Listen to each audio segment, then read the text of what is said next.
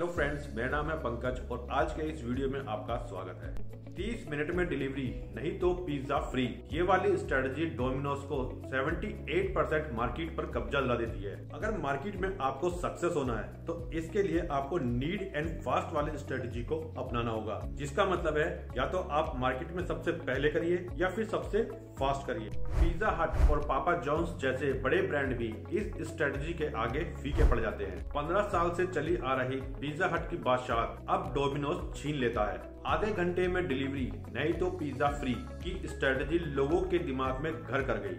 आज Domino's pizza Indian market में राज कर रहा है। आज की तारीख में 282 शहरों में अपनी पहुंच बना चुके इस ब्रांड की बिक्री बाकी पिज्जा चेन के मुकाबले 3 गुना है। अगर मैं कुछ टाइम पीछे चलूं तो एक बार डोमिनोज दिवालिया होने की कगार पर था, पर आज के टाइम डोमिनोज एप्पल के ऐप आउटलेट पर भी डोमिनोज पिज्जा ऐप की रैंकिंग जोमेटो और स्विगी जैसे फूड एलिगेटर के बाद तीसरे नंबर पर है। तो ऐसी क्या स्ट्रेटेजी अपनाई डोमिनोज ने जिससे कि उसने अपने सारे कॉम्पिटिटरों को पीछे छोड़ दिया और इंडियन मार्केट में 78% फूड चेन पर अपनी बेहतर पकड़ बनाए हुए है। ये सब जानेंगे आज के इस वीडियो में। डोमिनोज ने इंडियन मार्केट में 1996 में सबसे पहला आउटलेट अपना न्यू दिल्ली में ओपन किया था। इंडियन मार्केट दुनिया भर की कंपनियों के लिए खोले जाने के बाद डोमिनोज, कोका कोला, मैकडोनल्ड्स और पिज्जा हट जैसी अमेरिकी कंपनियों के साथ भारत में एंट्री की थी। डोमिनोज की शुरुआत आसान नहीं थी क्योंकि वो इंडियंस के स्वाद को समझ नहीं पा रहा था और इसको भारतीय स्वाद के हिसाब से खुद को ढालने के लिए काफी मेहनत भी करनी पड़ी। तब जाकर 2005 में डोमिनोज ने अजय कोल को हायर किया। इन्होंने बताया कि इंडियंस का हर जोन में टेस्ट अलग अलग है, जैसे कि नॉर्थ के लोगों को ज्यादा स्पाइसी खाना पसंद है और साउथ के लोग लो स्पाइसी खाना पसंद करते हैं। अजय कोल ने बताया कि लोग अपने कल्चर से जुड़े हुए हैं, वो अपना कल्चर छोड़ना ही नहीं चाहते। तब जाकर डोमिनोज ने कल्चर के हिसाब से पिज्जा बनाना शुरू कर दिया। अगर आप नॉर्थ में किसी डोमिनोज आउटलेट पर जाएंगे तो आप वहाँ पर देखेंगे वहाँ का जो मेन्यू है वो ज्यादा स्पाइसी और मसालेदार है, जैसे veggie paradise, farmhouse, extravaganza वगैरह। और यही अगर आप साउथ में जाएंगे तो आपको वहाँ के कल्चर के हिसाब से, जैसे कि साउथ में बनाना बहुत पसंद है तो आपको वहाँ पर बनाना पिज्जा भी मिल जाएगा। तो इस तरह डोमिनोज ने लोगों के कल्चर के हिसाब से टेस्ट को समझा और फिर इंडियन स्वाद का फॉर्मूला हाथ आ जाने के बाद डोमिनोज काफी तेजी से देश भर में फैला। फिलहाल देश के 282 शहरों में डोमिनोज के 1325 आउटलेट हैं और अब भी कई नए आउटलेट खुल रहे हैं। वहीं डोमिनोज से एक साल पहले भारत में एंट्री मारने वाले पिज्जा हट को पिछले साल 325 आउटलेट बंद करने पड़े। पिज्जा हट के केवल 430 आउटलेट ही इंडियन मार्केट में बचे हैं, जो डोमिनोज के मुकाबले 1/3 है। अब जान लेते हैं पिज्जा की शुरुआत कैसे हुई।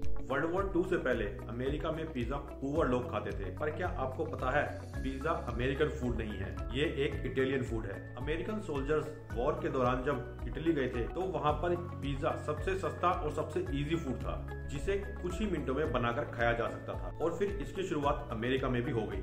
पर वॉर खत्म हो जाने के बाद जब अमेरिकन सोल्जर्स वापस अमेरिका आए तो पिज्जा उनकी पहली मनपसंद फूड बन गया। इसे कुछ ही मिनटों में बनाकर खाया जा सकता था। सिंपली एक ब्रेड के ऊपर कुछ टॉपिंग्स और सॉसेज लगाकर खाया जा सकता था और फिर इसकी शुरुआत अमेरिका में भी हो गई। शुरुआत में कुछ लोकल ब्रांड इस डिमांड को फुलफिल करने की कोशिश भी करते हैं और फिर धीरे धीरे पिज्जा अमेरिका में चीज फूड के नाम से जाना जाता है। समय बीतने के साथ साथ मार्केट में 2 जॉइंट सामने आते हैं, डोमिनोज और पिज्जा हट। उस समय लोग कोल्ड ड्रिंक के साथ पिज्जा खाना ज्यादा पसंद किया करते थे और पेप्सी उस समय एक अच्छा खासा ब्रांड हुआ करता था।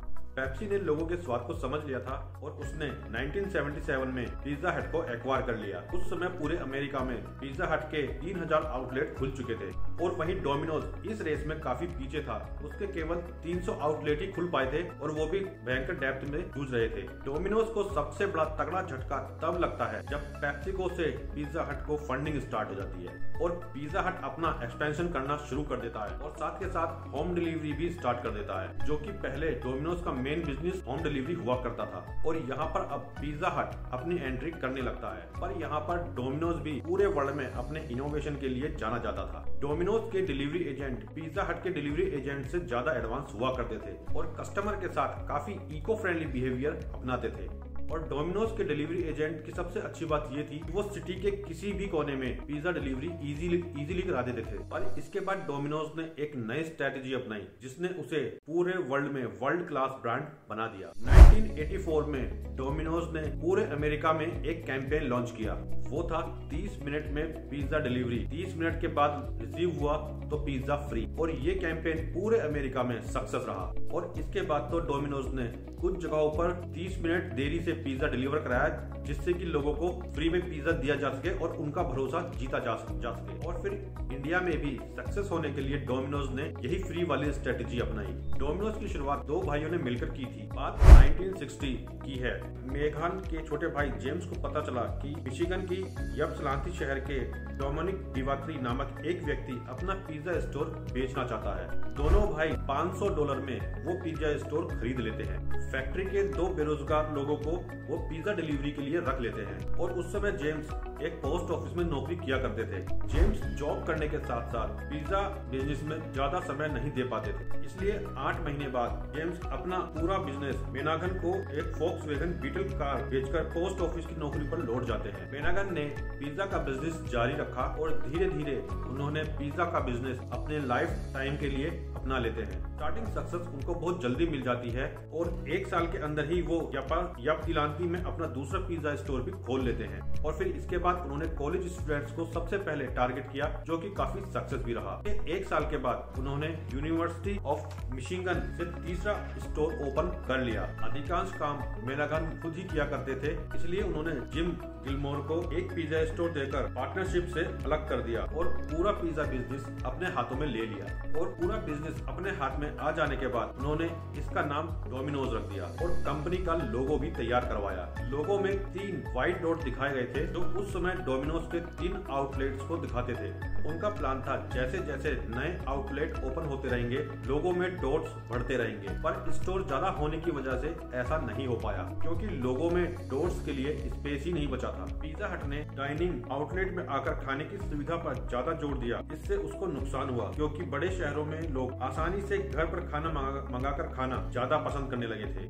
लोगों की इस जरूरत को पूरा करने में डोमिनोज आगे रहा। डोमिनोज ने कस्टमर के बीच 30 मिनट में डिलीवरी न होने पर पिज्जा देने का वादा करके अपनी पहचान बनाई। कई शहरों में तो इसने 20 मिनट में डिलीवरी का भी ट्रायल किया और बहुत से शहरों में यह पूरी रात डिलीवरी करता रहा। इतना ही नहीं, हाइपर लोकल होने के क्रम में डोमिनोज अपना आउटलेट खोलने से पहले शहर के व्यस्त इलाकों का अध्ययन भी किया करता था। साथ ही छोटे शहरों में इसके आउटलेट में बैठने की जगह ज्यादा होती थी क्योंकि यहाँ लोग पूरे परिवार के साथ खाने के लिए बाहर जाना पसंद करते हैं। डोमिनोज की कोशिश होती है कि वो ऐसे पिज्जा बनाए जो आसानी से सभी जगहों पर बेचे जा सके। इंडिया में चिकन सॉसेज और वेजी जैसे पिज्जा भी इसके आउटलेट पर मिलते हैं। इंडिया में सबसे ज्यादा खाया जाने वाला मीट चिकन है, इसलिए डोमिनोज के मेन्यू में 6 तरीके के पिज्जा ऐसे हैं जिनमें चिकन का इस्तेमाल होता है। डोमिनोज ने हाइपर लोकल होने की भी कोशिश की। साउथ इंडियंस के लोगों का केले के लिए प्यार देखते हुए 2014 में डोमिनोज ने साउथ इंडियंस के लिए स्पाइसी बनाना पिज्जा भी लॉन्च किया।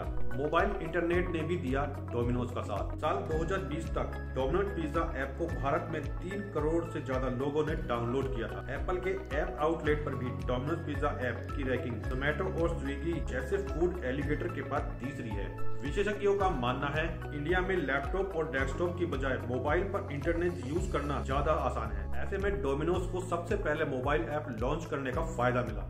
साल 2013 में डोमिनोज को मिलने वाला कुल ऑर्डर के सिर्फ 17% ऑनलाइन होते थे। 2019 तक यह आंकड़ा बढ़कर 75% हो गया था। डोमिनोज ने समझी मिलेनियर्स की जरूरतें। मिलेनियर्स का भी डोमिनोज को काफी फायदा मिला। स्टडी बताती है कि मिलेनियर्स किसी अन्य आयु वर्ग की अपेक्षा रेस्टोरेंट में खाना, टेक्नोलॉजी का यूज करना, ट्रैवल करना और नए तरह के खाने को टेस्ट करना ज्यादा पसंद करते हैं। ये लोग रेस्टोरेंट में खाने के लिए और एंटरटेनमेंट के मुकाबले 3 गुना ज्यादा पैसा खर्च करते हैं। जबकि 1965 से 1980 के बीच पैदा हुए लोग, जिन्हें हम जनरेशन एक्स कहते हैं, वे अपने खाने का बजट का मात्र 3% ही रेस्टोरेंट में खाने पर खर्च करते हैं। इसीलिए जैसे जैसे इंडिया में मिलेनियल्स की बीच पिज्जा की पॉपुलैरिटी बढ़ी, वैसे वैसे डोमिनोज का मार्केट भी भारत में बढ़ता गया। अमेरिका के बाद डोमिनोज का सबसे बड़ा मार्केट इंडिया है।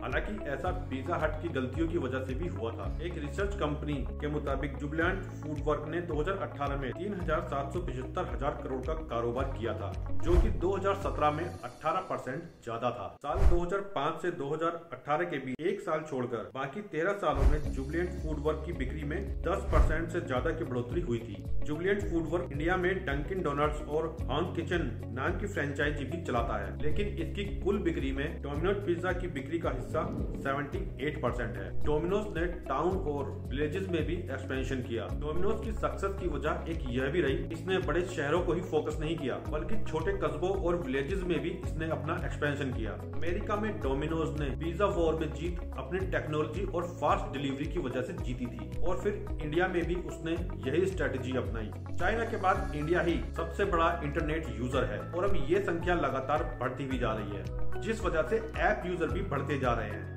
कोविड-19 के टाइम पर भी डोमिनोज ने मारी थी बाजी। कोविड-19 के चलते डोमिनोज ने अपनी क्षमताओं का प्रदर्शन किया, जिस वजह से आउटलेट बंद होने की वजह से डोमिनोज ने इंडिया में जीरो कंटेंट डिलीवरी और जीरो कनेक्टिविटी टेक ऑफ की लॉन्चिंग की। इसके अलावा हर चौथे घंटे आउटलेट के अंदर सैनिटाइजेशन और हर घंटे कर्मचारियों को 20 मिनट के लिए हाथ धोना कंपलसरी कर दिया। कोविड के रूल्स के मुताबिक डोमिनोज ने अपने कर्मचारियों को उनके संपर्क में आने वाले खाने और ग्राहकों की सुरक्षा की सुनिश्चितता की। ऐसा पिज्जा हट ने भी किया, लेकिन आउटलेट ज्यादा होने चलते डोमिनोज को ज्यादा फायदा मिला। 500 शहरों में आउटलेट खोलने की क्षमता रखता है डोमिनोज। वहीं 2017 तक पिज्जा हट के पूरे देश में 370 आउटलेट थे। पिज्जा हट का प्लान था कि हर साल 70 आउटलेट खोलते हुए वो 2022 तक देश भर में अपने 350 आउटलेट और खोलेंगे, लेकिन डोमिनोज से मिली कड़ी टक्कर के बाद 2022 तक केवल 80 आउटलेट ही खोल सका। और अब बात कर लेते हैं डोमिनोज की असली सक्सेस का सही राज क्या था।